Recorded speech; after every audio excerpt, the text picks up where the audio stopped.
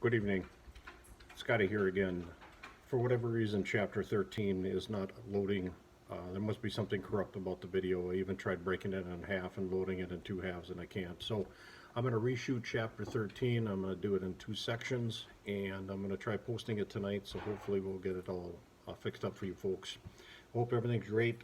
The virus hasn't had too much of an impact on you and your family. Stay healthy. So let's go. Chapter 13, Project Planning and Scheduling. As I look at slide number 2 from that slide deck, what is a project? In the world of Project Management Institute, who's the global leading body for project management work, it's a temporary endeavor that has a beginning and an end.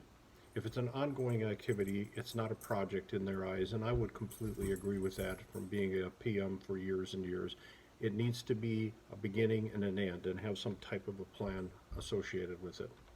So as I move on to slide number 3, examples of projects: building a bridge, an aircraft carrier, research and development, making a movie, ad campaign, virtually just about anything. Slide number 4, what is not a project? Typically when I'm teaching face-to-face, this is the point where I say to my students, give me an example of something you think is not a project.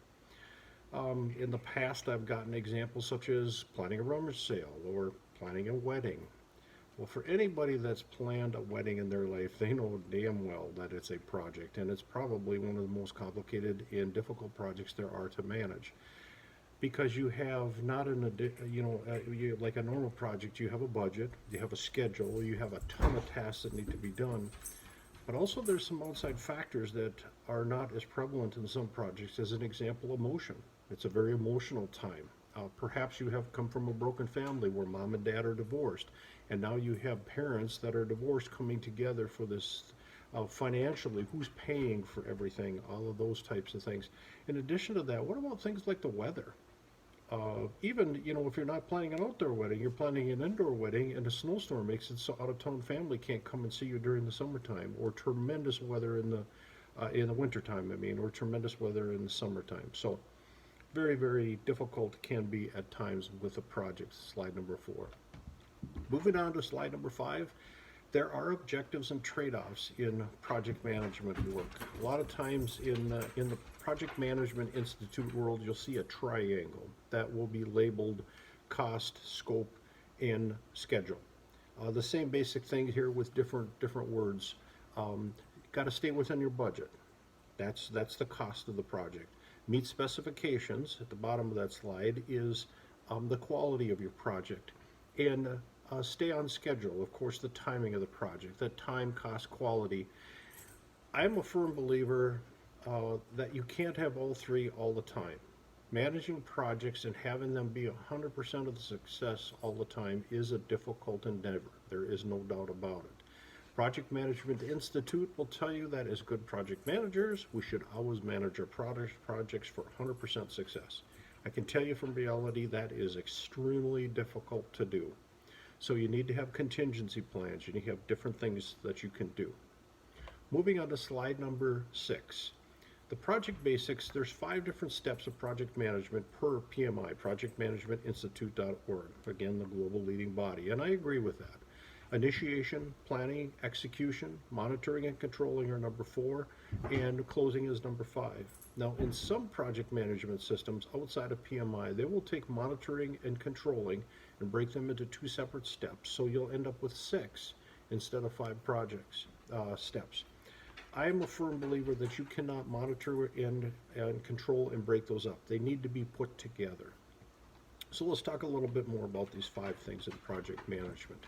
Initiation, it's the beginning of the project. I like to start projects off with a charter. To me, the ideal charter is a 1-page document that gives you a good understanding of when you're going to start, when you're going to end, what's the cost, what the outcome, what's this project going to include, also what is it not going to include. I am a firm believer that we should be talking to our key stakeholders about what we're not going to do in this project, so there's not a misunderstanding that they think you're doing something that you're actually not. Now I have agreement with the charter. Moving on to scope. It's got more details. It's got a more refined budget. It has more, again, details. It's a greater document, those types of things within that. Moving on then to slide number 8. We have the charter, we have scope, we have agreement as we're initiating the project. Now we need to start to get some planning and some decisions. Who's the customer going to be? What's the end product or service that's going to come out of this? What are the objectives? What are the resources we need? What kind of a project organization are we going to have? We're going to have a metric organization, a team-based program. There's a lot of different ways that we could do this. Who's the key people? What are the major tasks? What's the budget going to be? It could go on and on. There's a lot of things that happen during this planning and decision-making activity. Moving on then to slide number 9.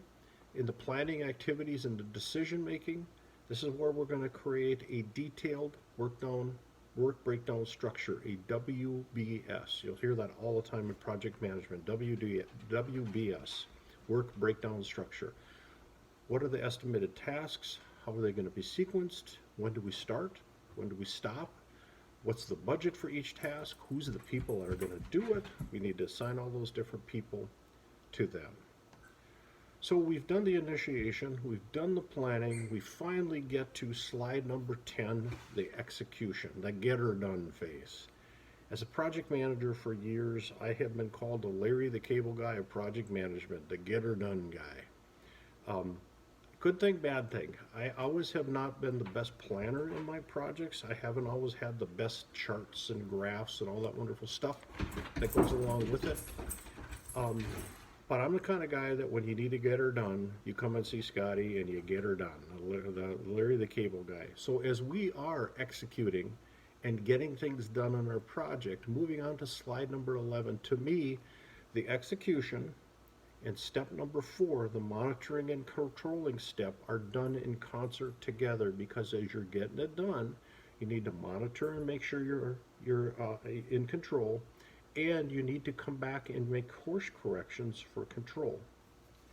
Now, if we were face-to-face in the class, this is where I would normally break out onto the whiteboard, and I would draw you a picture of a 2-lane road with the 2 shoulders on each side, the dotted line down the middle, and you're driving north, the other car is driving south.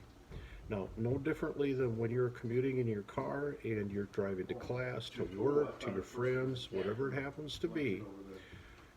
As long as you're within your lane, within the dotted line and the lane on the right-hand side for the shoulder, there is going to be a little bit of maneuvering your car is doing. As you're driving down the road, you're constantly making small course corrections, and that's only natural.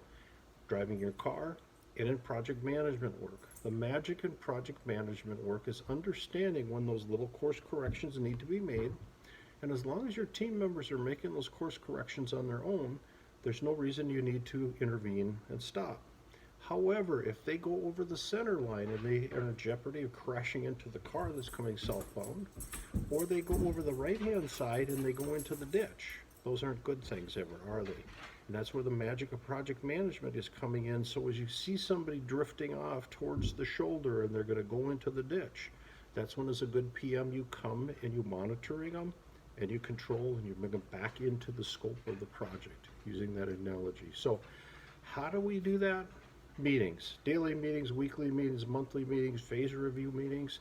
Now, as we talk about daily meetings, if you have daily stand-up meetings with your teams, remember the status report format that I gave you, the quick 1-minute report out.